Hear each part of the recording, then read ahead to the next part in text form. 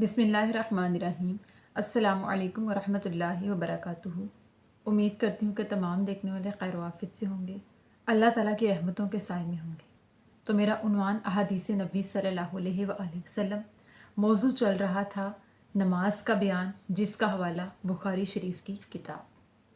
तो आज की हदीस है कि सहाबी मुगीरा बिन शबा बयान करते हैं कि एक मर्तबा मैं नबी करीम सल्लल्लाहु अलैहि वसल्लम के साथ ग़ज़वा तबूक के सफ़र में मौजूद था कि अचानक रसूलुल्लाह सल्लल्लाहु अलैहि वसल्लम ने मुझसे कहा कि ए मुगीरा, पानी की छागुल को उठा ले। तो आपने पानी की छागुल को उठा लिया तो रसूलुल्लाह सल्लल्लाहु अलैहि वसल्लम क़ज़ाए हाजत के लिए चले गए और उनकी नज़रों से दूर हो गए। तो जब आप सल्लल्लाहु अलैहि वसल्लम फ़ारिग होकर मुगीरा बिन शुबा के पास आए और नमाज के लिए वज़ू करने लगे, तो मुगीरा बिन शुबा बयान करते हैं कि रसूलुल्लाह सल्लल्लाहु अलैहि वसल्लम उस वक्त शामी जुब्बा पहने हुए थे और आपने जब नमाज के लिए वज़ू करने के लिए हाथ आगे बढ़ाया तो सहाबी मुगीरा ने आप अलैहिस्सलाम के हाथों पर पानी डाला और आप अलैहिस्सलाम की आस्तीन इस कदर तंग थी कि आपने जब आस्तीन में से अपना हाथ निकालना चाहा तो वो हाथ ना निकल पाया।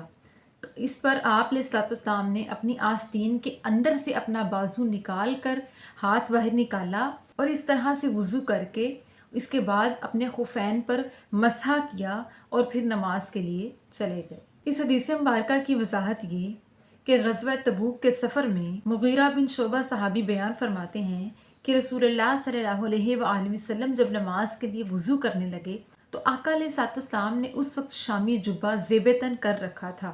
शामी जुब्बा से मुराद यानी कि ऐसा जुब्बा, ऐसा लिबास पहन रखा था जिसे जुब्बा कहा जाता था, जो कि शाम मुल्क से लाया गया था।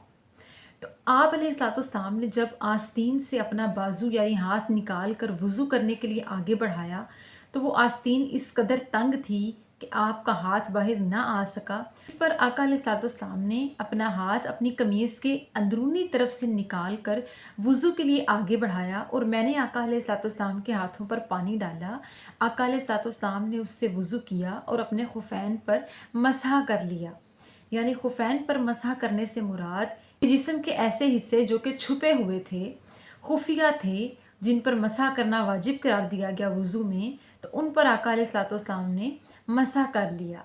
रसूलुल्लाह सल्लल्लाहु अलैहि वसल्लम की हयात मुबारका से हमें नमाज और वज़ू के मुताल्लिक़ ये सबक मिलता है कि जब कोई शख्स वज़ू करने के लिए आए और उसकी कमीज़ के बाजू तंग हों या उसके जिस्म पर ऐसा लिबास उसने ज़ेबतन कर रखा हो जो कि तंग हो, जिसकी वजह से वो वज़ू ना कर पा रहा हो, तो उसे चाहिए कि वो उस जिस्म के हिस्से को मुकम्मल तौर पर या तो कपड़े समेत धो डाले या उस पर मसा कर डाले। अगर ऐसा मुमकिन नहीं तो कोशिश करे कि उसे उतार के अपने जिस्म के उस हिस्से को कि जिसको वज़ू के लिए तर्क करना लाजिम है, इस तरह से वज़ू करने के बाद उसको दोबारा ज़ेबतन कर ले। इस तरह से अगर किसी शख्स के हाथ पर ज़ख़म हो या पट्टी हुई हो या किसी तरह से ज़ख़म को लपेट कर रखा गया हो या उस पर दवा लगी हो और उस शख्स के लिए वज़ू करना लाजिम हो, तो उसे चाहिए कि वो अपने उस ज़ख़म पर, उस पट्टी पर या उस मरहम पर, दवा पर मसहा कर ले, तो इस तरह से उसका वज़ू